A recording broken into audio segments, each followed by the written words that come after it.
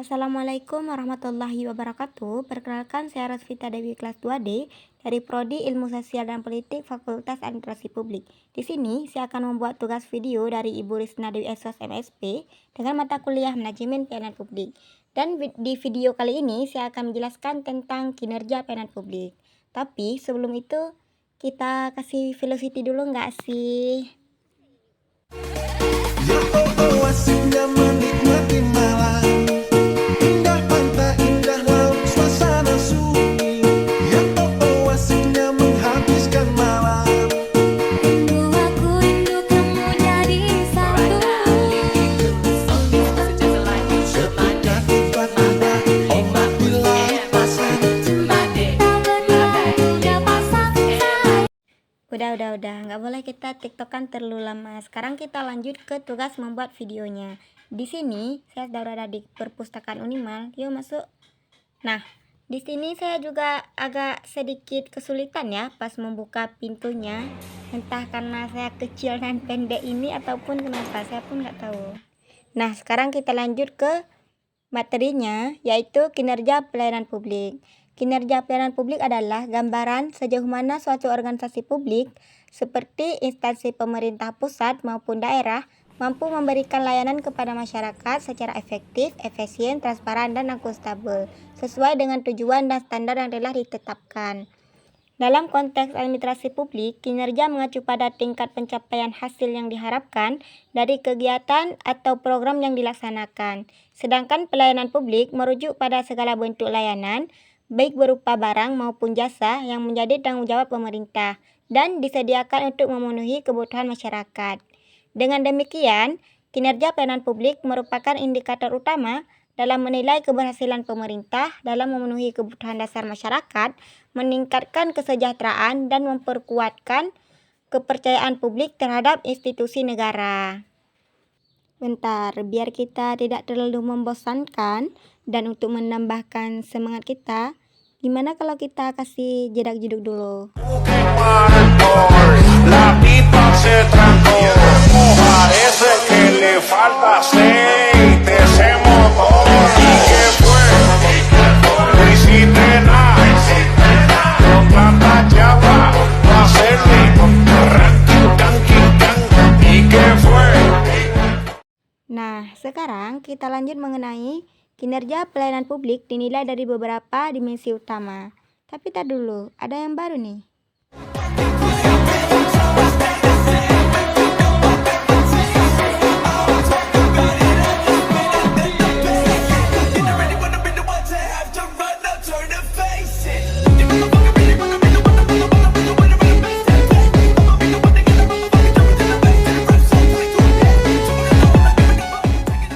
Cukup, sekarang kita lanjut ke kinerja pelayanan publik dinilai dari beberapa dimensi utama. Yang pertama, efektivitas menunjukkan sejauh mana tujuan pelayanan tercapai. Sebuah layanan dianggap efektif jika hasil yang dicapai sesuai dengan yang direncanakan. Yang kedua, efisiensi menggambarkan penggunaan sumber daya atau anggaran tenaga, waktu secara optimal. Pelayanan yang efisien memberikan hasil maksimal dengan biaya atau usaha. Yang ketiga, kualitas pelayanan meliputi kecepatan pelayanan, keakuratan informasi, keramahan petugas, kenyamanan fasilitas, dan kepuasan pelanggan. Kualitas yang baik akan meningkatkan kepercayaan dan kepuasan masyarakat.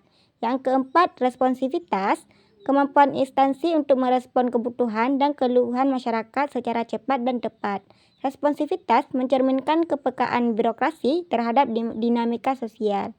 Yang kelima, akuntabilitas mencerminkan sejauh mana penyelenggaraan pelayanan publik bertanggung jawab atas segala tindakan dan keputusan yang diambil.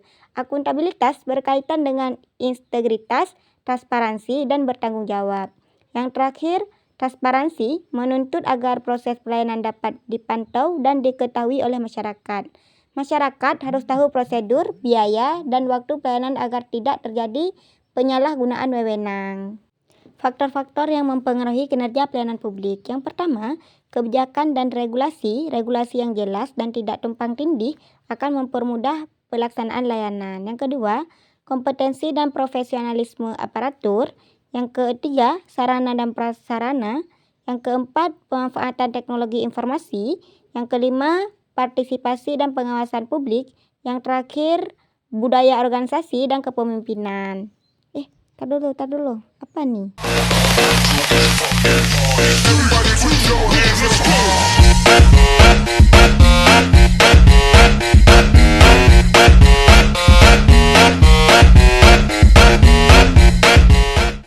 Selanjutnya, tantangan dalam kinerja pelayanan publik. Kinerja pelayanan publik di Indonesia menghadapi berbagai hambatan yang kompleks dan multidimensi. Ada beberapa tantangan utamanya. Yang pertama, birokrasi yang berbelit-belit, prosedur pelayanan yang panjang dan rumit membuat pelayanan tidak efisien. Selanjutnya, tantangan dalam kinerja pelayanan publik. Kinerja pelayanan publik di Indonesia menghadapi berbagai hambatan yang kompleks dan multidimensi. Ada beberapa tantangan utamanya. Yang pertama, birokrasi yang berbelit-belit, prosedur pelayanan yang panjang dan rumit membuat pelayanan tidak efisien, dan kurangnya kepastian waktu dan biaya pelayanan. Yang kedua, kurangnya kompetensi dan profesionalisme aparatur. Banyak aparatur sipil negara atau ASN belum memiliki kompetensi teknis maupun etika pelayanan yang memadai. Dan minimnya pelatihan berkelanjutan. Yang ketiga, rendahnya akuntabilitas dan transparansi, informasi pelayanan tidak terbuka untuk publik, dan praktik penyalahgunaan wewenang. Yang keempat, keterbatasan teknologi dan instruktur. Tidak semua daerah memiliki sistem digital yang baik dan perbedaan akses antara wilayah perkotaan dan pedesaan.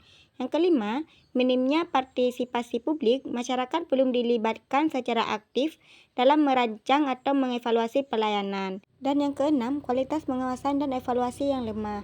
Sistem monitoring dan evaluasi belum maksimal, dan laporan kinerja seringkali bersifat administratif dan tidak mencerminkan kondisi lapangan.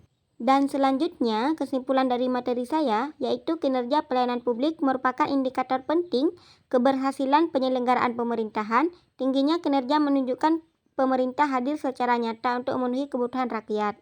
Untuk itu, peningkatan kinerja harus menjadi prioritas melalui reformasi birokrasi, peningkatan kapasitas SDM, dan pemanfaatan teknologi, serta memperkuat partisipasi publik dan proses pelayanan.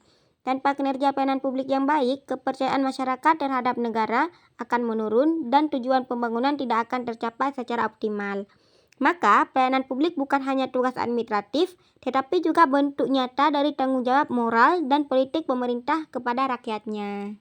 Sekian penjelasan dari saya. Terima kasih atas segala perhatiannya dan semoga bermanfaat.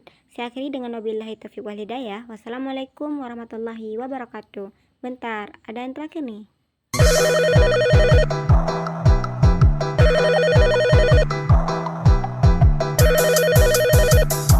Aku berlutut tidak akan.